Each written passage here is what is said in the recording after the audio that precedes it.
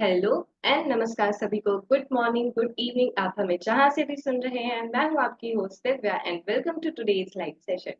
So viewers, today we are going to discuss about the sleep apnea. Watch our session on Facebook, Instagram, YouTube, LinkedIn and Twitter with our expert insights, and you can join through your favorite platform and let us know your doubts in the comment box. So, for today's session, we have our expert Dr. Anup Katyal. Dr. Anup Katyal has an experience of more than 30 years. He is board certified in internal medicine, critical care, neurocritical care, and sleep medicine. So, it's really nice to meet you virtually, Dr. Katyal. So, how are you doing today?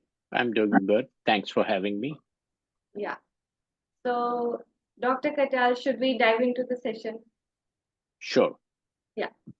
So as we are going to discuss about the sleep apnea, so my first question is like, what is sleep apnea and what are the common symptoms of it? Generally talk about sleep apnea. We are talking about obstructive sleep apnea. And what that means basically is that when you're trying to breathe, air is not going into your lungs because there's an obstruction at the level right where your tongue and soft palate is. And the most common symptoms are patients present with tiredness, fatigue, lack of energy, and more often than not it's the partner who comes with the patient who then states that he or she snores at night and they stop breathing at night, but then it has a lot of ramifications if left untreated. Okay. So, like, what are the different types of sleep apnea and how do they differ in terms of causes and treatments? So the two main different kinds of sleep apnea would be obstructive sleep apnea, which I mentioned, that you are breathing, but there is no air going into your lungs, so to speak, and there's either complete or partial obstruction. The second kind is what we call a central sleep apnea. What that means is that there is no stimulus sort of from the brain for you to breathe.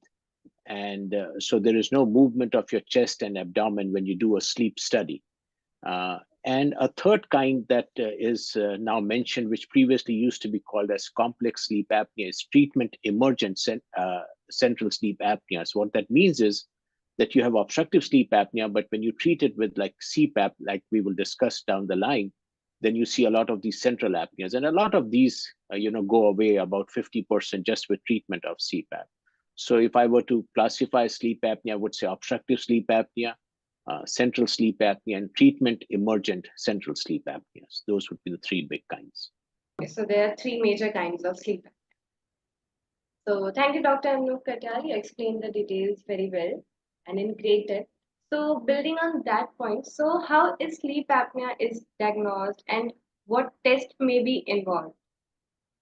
Okay, so once someone comes, most commonly, we get this when they come to the sleep clinic, as either there's a complaint of snoring, or the complaint is that he or she is sleeping 7, 8, 9 hours, but waking up not rested, and may wake up with headaches. They feel tired, they feel sleepy, lack of energy. Those are the symptoms they present with. And when we do examine the patients, we look at the back of the throat, how the back of the throat is. We check something called as a Mallampati class. We look at their weight, look at their neck circumference. That is very important. That's the only time possibly when you'll see a doctor measuring your neck. And that has to do with the risk of sleep apnea. And once we get that history, then to make the diagnosis, we either do a home sleep study, which is done from the comfort of home, not as detailed, or we can bring them into a sleep lab or in a hospital setting and do what we call as a formal inpatient overnight polysomnogram. And those are the ways of making the diagnosis of sleep apnea, whether it's obstructive, whether it is central. So now turning our attention to a different aspect. So what are the potential health risks associated with untreated sleep apnea? That's a very important question. When I was in medical school, my teacher used to start off the lecture by saying that, what mind does not know, eyes never see. And this is sort of the elephant in the room back home in India or here in the United States. Obesity is rampant. People are not aware of, the ramifications. Like you said, what are the associations with untreated sleep apnea? It is linked to high blood pressure, stroke, heart attack, high blood sugars, irregular heartbeat, blood clots, risk of dementia, renal failure. So if you look at across the board, anyone who sees a regular physician, it is one of these 7, 8 conditions, but we never think of sleep apnea because it never crosses our minds. So just to put things in perspective, if you have sleep apnea, you have 7 times greater risk of having a stroke if it is left untreated. For example, see patients with atrial fibrillation, which is the most common arrhythmia, and there's a very strong association between obstructive sleep apnea and atrial fibrillation. In fact, there was a study done which looked at, if you had atrial fibrillation and you were shocked and you were followed up for a year, and if you had sleep apnea and if your sleep apnea was not treated, the risk of recurrence of atrial fibrillation was 2 times more in patients who were not treated than who were treated. And a lot of times we have patients coming in that say, right, in the middle of the night, my heart starts beating in a chaotic manner. And that's AFib, being initiated by untreated sleep apnea. Similarly, with people who have sleep apnea, they can have heart blocks at night when they're sleeping. That means you can go into second and even higher degrees of heart blocks at night. And the treatment of that is not a pacemaker, but seeing a sleep physician, getting a sleep study, and getting treated for obstructive sleep apnea. Thank you, Dr. Anup Katyal, for very great information. So, moving forward, so if there are any lifestyle changes or habits that one can adopt to alleviate symptoms or reduce the risk of sleep apnea? Towards that end, I would say that, there are certain risk factors. Again, as I said, the weight one carries is a big factor. Having said that, people who are normal in weight should not think that they cannot get sleep apnea. In fact, 30% of the people who have sleep apnea are normal in weight. So the ones who are overweight or obese, losing weight is very helpful. There are certain other things like, the way your face is structured. If your lower jaw goes back a little bit, then it can cause more narrowing of your airway. If you smoke, it causes inflammation in the back that increases the risk for sleep apnea. If you drink alcohol in excess, alcohol is a relaxant of your muscles, which then makes your muscles in the back collapse very easily. So those are some of the risk factors that one has for sleep apnea. And one can address this, obviously, the weight, the smoking, alcohol. Sometimes people take medicines like muscle relaxants, or even, which is very common in India, taking, benzodiazepines like Valium, Xanax. All those can relax your muscles and have the potential of making sleep apnea worse. Thank you, sir, for sharing the lifestyle changes that one can adopt to reduce the risk of sleep apnea. So, before moving further, viewers, eGlobal Doctors is providing diet consultation. We have variety of featured categories as diabetes remission, detox program, weight loss, child nutrition, gut health, and many more. So, you can register at eglobalDoctors.com and book your appointment to get a proper nutrition coach. So, moving forward, sir, so like you mentioned about the lifestyle changes and habits. So, I'm interested to know what are the treatment options are available for sleep apnea and how effective are they? I go into that topic, I just want people to understand that everyone who snores does not have sleep apnea, but everyone who has sleep apnea snores. So there are far too many people who snore, but that certainly is a risk factor. So once we have a diagnosis made and we look at the number of obstructions that a person has in an hour's time when they're asleep, less than 5 is considered normal. 5 to 15 is considered mild obstructive sleep apnea per hour. The 16 to 30 is moderate obstructive sleep apnea, and greater than 30 is severe sleep apnea. Now, if you have sleep apnea, the most common and effective treatment that we use is something called CPAP, that stands for continuous positive airway pressure. So essentially, it's a mask, and people get very worked up that they're not going to use a mask and so forth. But there are newer masks that are available that just slip in your nose or cover your nose. They need not be the big ones that cover your whole face. And the aim is to force air under pressure to prevent the back from collapsing. That's the most common and effective treatment. Other options that we have is, one is surgery on the back of the throat. It's called UPPP procedure. I tell this to my patients, but it does not work. So I would not recommend that. Some people have tried an oral appliance, and the aim of the oral appliance is it fits in your lower jaw, and the aim is to move your lower jaw forward gradually, and that is made by a sleep dental doctor. So that creates more space in the back. Recently, there's a device which goes on your nostrils. It has a one-way valve. When you breathe in, air moves in. When you breathe out, it prevents air from coming out, creates back pressure. And if you have mild sleep apnea, recently, FDA has approved a device called Excite OSA. It's a device that you put on your tongue, makes it vibrate for 20 minutes during the daytime. Apparently, it stiffens your tongue so much that it doesn't fall back at night. So those were the traditional methods, but there are something new that people must have watched on television, and it's called a device called Inspire. It's essentially a pacemaker that goes in your chest, and the current ones are MRI compatible. One lead goes into the intercostal muscle, and one goes to the cranial nerve, the hypoglossal nerve. And at night, you turn it on. And when you take a breath in, it pushes your tongue forward, so prevents the obstructive sleep apnea. So that's the Inspire device. So those are all the things that we have. Very rarely we have people with some sort of malformations, which I mentioned, that your lower jaw goes forward, and that entails a major surgery, which we call as maxillomandibular advancement, where basically your jaw is broken and everything is moved forward. So those are some of the treatment options, but the bread and butter, I would say 90-95% is using a CPAP machine.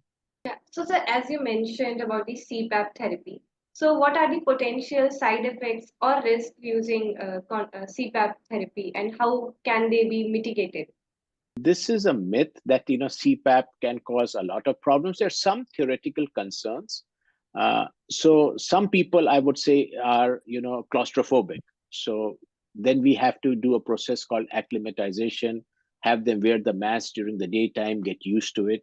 There's a theoretical concern that if you're using CPAP, then the air, instead of going into the windpipe, may go into the food pipe and can cause bloating, but we don't see that at all.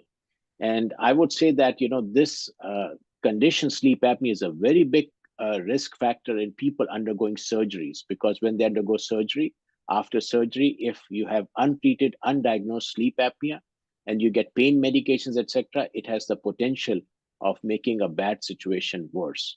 And I should also point out, this untreated sleep apnea is also linked to sudden cardiac death, which happens early in the mornings because of we've seen people who have obstructive sleep apnea, their oxygen levels drop down to dangerous levels like 50%, 40% when they have these events. So I would say that CPAP in general is well tolerated. When we look at the patients in follow-up, we look at, here the compliance with CPAP is, if you're using it at least 4 hours at night, 70% of the time, it says you're compliant. That's mainly for insurance purposes. But if someone has sleep apnea, we would certainly want our patients using them every night when they're sleeping. So if it's at night, you should use your CPAP. During the daytime, for whatever reason, if you're taking a nap, you should use your CPAP. So to answer your questions, as far as there's always some degree of adjustment that's needed, and it's not unusual for people to try different masks. So some may try with the nasal pillows and say, I'm not comfortable. We can try the over the nose mask. And if someone is a mouth breather, we can try a full face mask. So there are various options that are available. But in general, some people say, if you use the CPAP, sometimes it forces air into my eyes and so forth. But that's a condition where, you need the right mask. And so those are some of the things we sometimes hear from the patients. But in general, CPAP is very well tolerated. Thank you, sir. So, sir, are there any new development or advancement in the treatment of sleep apnea that a person should be aware of? As I said, our bread and butter is the CPAP. That would be 90-95% of the time. But a lot of times, and I'm mainly focusing about obstructive sleep apnea. A lot of times, if they try CPAP and they are, not wanting to use that for the rest of their lives, as I mentioned, there are certain inclusion-exclusion criteria for this Inspire device, and the newer ones are MRI compatible. So that's another attractive option where, it is a pacemaker, but it is something that you just turn on at night when you're sleeping, and it takes care of your sleep apnea. A few words about central sleep apnea I would point out. What are the conditions that lead to central sleep apnea? One is if you have heart failure with poor heart function. Another is if you have a stroke. And a lot of times here in United States, at least, we are seeing an opioid epidemic, and we are seeing central sleep apneas as a result of narcotic use. And for those conditions, like is true for a lot of things in medicine, treat the underlying cause. So if you have a heart failure with reduced function, we need to figure out what the cause is and make sure you're on the optimum medications and so forth.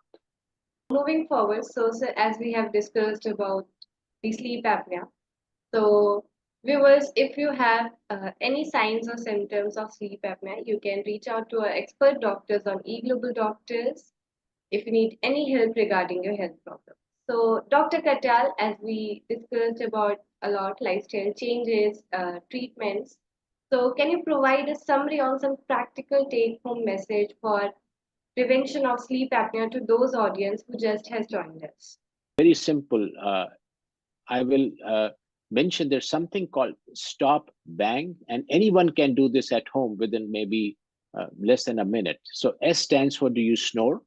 T, do you feel tired during the daytime? O, has anyone observed that you stop breathing at night? P is high blood pressure. B is body mass index. A is age. As you grow older, the chances of your back, collapsing becomes easier. N is neck size. So that's very important when I was saying a neck size of 15 inches in a male and 17 inches in a female is a risk factor. And G is gender.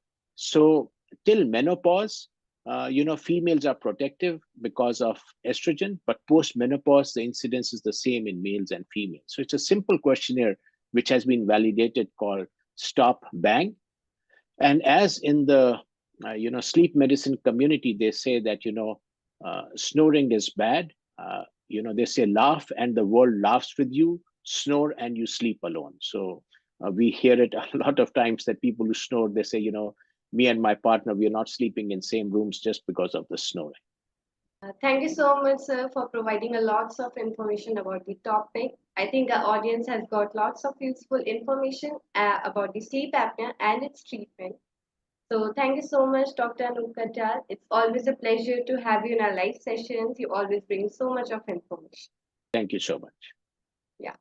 So, audience, before wrapping up the session, are you looking for an expert second medical opinion for cancer treatment? Well, look no further because eGlobal Doctors is providing access to top oncologists from across the world. So, thank you, doctor. Thank you, audience. So, it's a wrap.